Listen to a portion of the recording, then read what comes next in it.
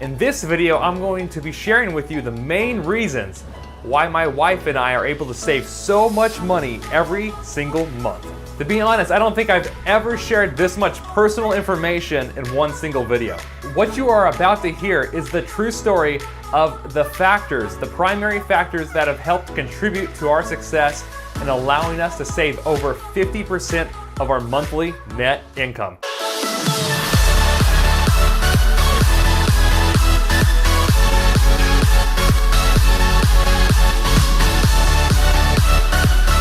What's up, guys? It's Mike and Chipper. I read you. If you're new to our channel, I just want to say welcome. Highly consider subscribing because on this channel, every single week we produce videos that's going to help you with your finances, taxes, investments, and things that's going to help you with your career and just your everyday life. I am so glad to see all of you once again. You guys are looking fantastic. I just want to say thank you for coming back and joining me for this very special third episode of this money saving series. And how was your Black Friday? Did you guys snap up any deals? By the time you see this video, Black Friday will have passed. I don't usually buy a lot of things on Black Friday, but this year I'm actually hoping to snap up the Canon Rebel SL2 right here. I'll let you guys know if I end up getting it because I'm really looking to finally upgrade this little camcorder I've been using for so long. Okay, let's talk about saving money because I know that's why you guys are here. I'm really going to try in this video to be as transparent as I possibly can. I'm going to be talking about a lot of things in this video, and please do not take any of this as bragging because that is not the intention whatsoever. As you're watching or listening to this video, just really be thinking. I would like you guys to be thinking about what you can be doing right now at this very moment and over the course of the next 5 years to help you set up yourself for financial success.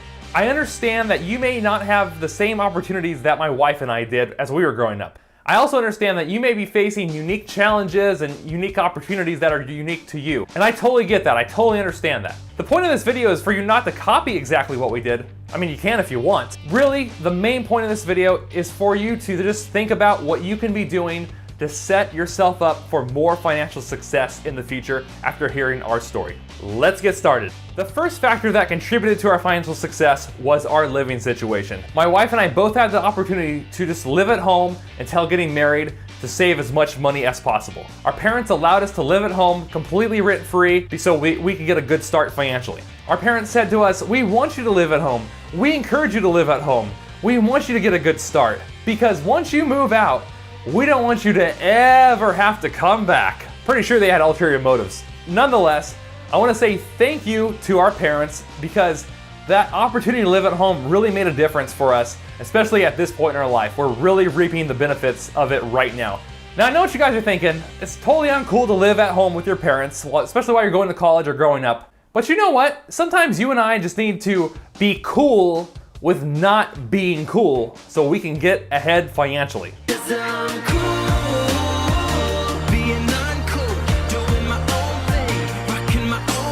So I know you're all wondering, when did I take my millennial butt and move it out of my mom's house? The answer is 6 months before getting married, and my wife moved out of her parents' house the day we actually got married. So we got married at the age of 27, and we moved out of our parents' house for good at the age of 27. Okay, factor number 2, let's talk about school and college because that's such a large expense. So my wife and I actually went to the same state university. However, she took a slightly different path than I did. She went to a community college and then she went to the state university and graduated from there. I never went to a community college. Straight out of high school, I went straight to the California State University and finished my 4-year bachelor degree there. If you want my true opinion, I actually do encourage people to go to community college first. It's much cheaper. The reason I didn't go, in case you're wondering, is because I could literally walk out of my mom's house, out the front door, and I want you to picture this, and 10 minutes later, literally 10 minutes later, I could be on the college campus. So I could walk to and from my mom's house in 10 minutes. So to me, it really didn't make much sense to go anywhere else. But if you have the choice, or if you're in between a state school and a community college, I would probably recommend the community college first the majority of the time, just because the cost savings is tremendous. And at the time, this state university that I went to was reasonably priced, and my wife graduated with no student loans once she graduated from there. She was able to obtain substantial scholarship money and various scholarship awards. Well, because she's awesome, that's why I married her, duh. So for her, her scholarships paid for the majority of her college expenses. I think there was a little bit left over, and I think her parents helped her with a little bit, But for the most part, she got scholarships that basically paid for her entire tuition for all 4 years for her bachelor's degree at that state university. I, on the other hand, didn't do so well. I graduated with a total of $28,000 student loan debt. No! Now, half of that was actually student loans from tuition and books, etc. The other half of that debt was really from a car loan. So what I did, I made a really dumb decision when I was 18, is I bought a brand new car, and so what I did is I rolled that 7% interest rate car loan that I had and rolled it into a student loan debt, which had 0% interest. So it saved me a lot on interest by doing that, and it worked out for me, but I ended up owing a total of $28,000 in student loans by the time I got out. Now, during this time when I was going to school, like I said, my wife got scholarships, but I worked part-time at a grocery store. I also did some substitute teaching. I actually got my first degree in marketing and then did sales jobs for a while, and I didn't like it, so I ended up coming back to school for a second round to figure out what else I wanted to do. And then at that point, I chose accounting, and I studied accounting for 2 years before I graduated. But that 2 years, that's when I really racked up most of the $28,000 in debt. When I first graduated with my marketing degree, I only had $4,000 in debt, but once I went through the system again, that they don't really give you financial aid at that point if you're getting like a second bachelor's degree. So that's how my student loan debt went from $4,000 up to $28,000 by the time I had finished my accounting unit. Of course, I got financial aid along the way because my mom was single income, and so I qualified for a lot of government support, a lot of free money, which was great. But at the same time though, I ended up still needing to take out a lot of debt. The good news in all of this is because I lived at home, I was able to pay all of my student loans off except for $4,000 by the time I got married. So that worked out pretty well. And just so you guys know, neither my wife nor I have a master's degree. We both have bachelor's degrees, and she's an accountant as well because that's what she studied in school, and we both have our CPA license. So we've never gotten our master's, maybe someday, but not right now. Factor number 3, let's just take a moment to talk about debt. Now my wife, like I said, she graduated with 0 debt because she's awesome. She's like so much more awesome than I am, honestly. But when we got married, I had $4,000 remaining, and so we paid that off within the first year of our marriage, shortly after buying our first home, which I'm going to talk about here in just a second. And at that point, the student loan debt was the last debt we had. We didn't have a car loan, we had no credit card debt, etc. That was the only debt we had. Number 4, let's talk about jobs after college. So my wife entered the workforce first because she graduated with her accounting degree before I did. I met her at school, at that college, but she was just graduating and started working. So of course, we met and we actually started dating right at the time she landed her first professional job as an accountant at this large corporation. And at that point, she started making way more money than I did with my little grocery store minimum wage. So of course, to all my friends, I will be ever known as the gold digger. Oh, brother. And shortly after I graduated with my accounting units and concentration, I immediately was able to enter the job market in public accounting, and I've been doing public accounting ever since for the last 5 or 6 years. Number 5, let's talk about saving money. So you just heard me say that we had hardly any debt, and we both lived at home until we were 27. So we dated for roughly 4 years before getting married. So what that allowed us to do was save a substantial amount of money. And so just before getting married, we had saved a combined total of $80,000. What's that sound? And speaking of marriage, that's number 6. What was the total cost of our wedding, you're wondering? The total cost of our wedding was between $7,000 and $8,000, and I will disclose that our parents helped us with about $2,000 of that. Okay, let's talk about number 7. Before we talk about homes, let's talk about cars for a second. So my wife, her car that she actually inherited a car. She inherited a 95 Ford Windstar van as shown in this video I recently produced. You can go check out that video. I think you guys will enjoy it. I'll leave a link in the description section down below and also in the comment section down below so you can check it out. But so she inherited a vehicle with no payments, no debt. It was an older van, but she was still happy with it. And like I said earlier, when I was young and dumb, I ended up buying a new car and financing most of it. But like I said, I rolled most of my car payment or my car loan all into my student loan. So my car was paid off by the time we got married. So to this day, we've never had a single car payment since getting married. And luckily we're in the position at this point in time so that when a car does go down or when we do need to go purchase a new car, we can just pay cash for that next vehicle. I don't think we'll ever have to finance another car ever again in our lives. Okay, factor number 8. Let's talk about renting and buying a house. So upon getting married, we did rent an apartment for 6 months before trying to buy a house. Because we had lived with our parents so long, like I had mentioned earlier, we saved around $80,000. So we were ready to go home shopping, and we were very blessed because at the end of 2012, beginning of 2013, we were able to finally purchase our first home. The market in California was extremely competitive, but we won a bidding war only by $1,000. So we purchased our first home here in California for $185,000, which was a great price at that point in time. And we were able to put $45,000 down on that house. So our mortgage payment is not bad at all. So with our total mortgage payment, it includes our insurance and taxes. The total amount we pay every single month is only $862. And based upon where we live in California, the average rental unit right now, whether it's a home or an apartment, can range anywhere from $800 to $1,600 a month. So like I said, we are very blessed because our mortgage payment is about half of the cost of the average rent payment right now in the area we live. And because all the things we did, all that savings we did along the way, we only owe about $100,000 left on our mortgage, which is not bad at all. And we currently have enough cash in the bank. If we want to, we can pay it off today. Okay, factor number 9, 2 incomes. Now, I don't know if you guys are familiar with California, but in California, it's very hard to get by without having 2 incomes. And this is probably true in many other areas around the United States as well. When we first got married, we were making approximately around $90,000 a year, anywhere from $80,000 to $90,000. Now, fast forward 5 or 6 years and think of all the promotions we got our CPA licenses, etc. Now our income, and I can't give you the exact number for confidentiality reasons, our income now ranges anywhere from $100,000 to $200,000 a year. Okay, factor number 10, the last factor I have to share with you, is money, marriage, and budgeting.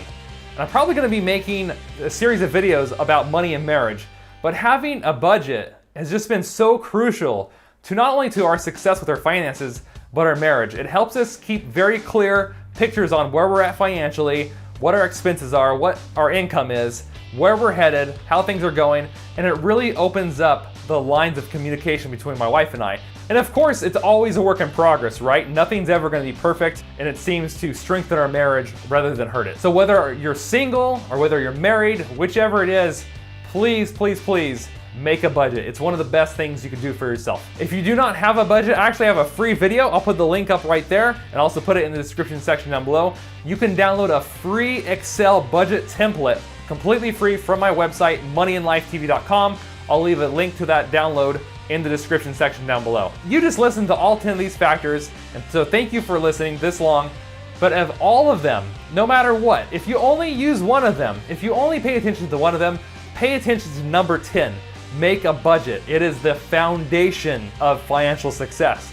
Without it, you cannot progress and be successful financially. So please do yourself a favor and make a budget. Okay, let's do a quick summary of everything we just talked about. Living at home really helped us save massive amounts of money. We were not only able to pay off debt, we were able to save more money than most people because we didn't have very many expenses, and it made it really easy for us to go buy a house after we moved out because we had so much money saved. We were able to put a lot of money down, and so that reduced our mortgage payment, which allows us to save even more money every single month. If you live at home or if you have that opportunity, and I know not everybody does, but if you do, take advantage of it. It really can change your life. Most of the things I talked about in this video, you can listen, if you listen back or rewatch it again, you can hear me saying how much living at home helped us. It really set us up because having success in anything in life is so much about that prior preparation. It's about the setup. You're setting yourself up to have success. I mean, honestly, guys, I don't think I'll ever have to pay rent again, ever in my entire life. We're gonna have this home, and we already have enough money in the bank to put 20% down on another home if we want to. We're thinking about it, but we haven't done it yet. So if you get the opportunity to live at home, take advantage of it. You're probably only gonna get this opportunity once in your life. I really encourage you, if you're younger, to do it because this is your opportunity. Don't blow it because so many kids do. So many people who could be so much better off blow this opportunity, and if you have it, it's just a godsend. So take advantage of it and thank your parents. The second thing we talked about was paying down your debt. Pay down your debt as quickly as possible. Don't worry about investing so much. Maybe get your company matched, but other than that, focus all of your extra income on paying down your debt so you can get your monthly cash flow back coming into your pocket. The other thing we talked about is school. I really encourage you to get out of school as quickly as possible with as little student loans as possible. If you need to work during that time, work while you go to school. Whatever you can do to minimize those student loans so that you can get rid of that debt faster if you graduate with debt. And try to stay in state. I mean, what we did is we stayed in state and we lived at home, so we saved double the money. I mean, going to an out-of-state school is extremely expensive in most cases. So I encourage you to go to an in-state school if you can, based on what you're trying to do. And guys, don't make the stupid mistake I did. Don't go buy a brand new car. That was one of the dumbest things I've ever done, and I really do regret it. Buy a car that you can afford with your current income right now, that you can easily pay off in 1 or 2 years. The last thing we talked about, guys, is make a budget. We've already talked about that though, so make a budget. We also talked a lot about income. Besides budgeting, the next most important thing is your income. Focus most of your energy on increasing your income over your life. Why? Because it's the hardest piece of the puzzle. Most people don't have a large income, and that's why they struggle. If you can figure out how to increase your income over time, whether it's at your job by getting promotions, whether it's starting a side business, whether it's, mowing lawns, I don't know what it is, whether it's investing, whatever it may be, there's nothing that will allow you to save as much money as having more income. The last thing I want to say about getting ahead financially is it often does not look cool. It doesn't look cool when you drive an older car. It doesn't look cool when you don't have the newest clothes or the biggest house. But let me tell you something. It feels really cool when you actually have a substantial income, you have money in the bank, your marriage is good, you have an emergency fund, you have money left over every month so you can invest and grow your family's wealth. You have no debt, you have options and freedoms other people just don't have. But it's not cool because it doesn't look cool. Like I said earlier in the video, be cool with not being cool. Because to do this kind of stuff we're talking about means you're gonna try to not be the average person. And do everything you can to not be the average person, because the average person walking around in America is completely broke. All right, guys, that is all the information I have for you today. If you liked the video, make sure you hit that like button down below, share this information with your friends, and be sure to subscribe for our future uploads. Every single week, we make new videos on this channel that are gonna help you improve your financial position, your career, and your life. If you have questions or comments about anything I mentioned in today's video, about anything, whether it's one of our stories or you wanted some more detail, let me know. Leave those questions and comments in the comments section down below, and I will make sure to get back to you. All right, guys, I just want to say thank you so much. You've been a wonderful audience. Thank you for sticking with me this long on this channel and just on this video. I wish you the best of luck in your financial success, and I will see you guys next week in the next video. I love you guys. Peace.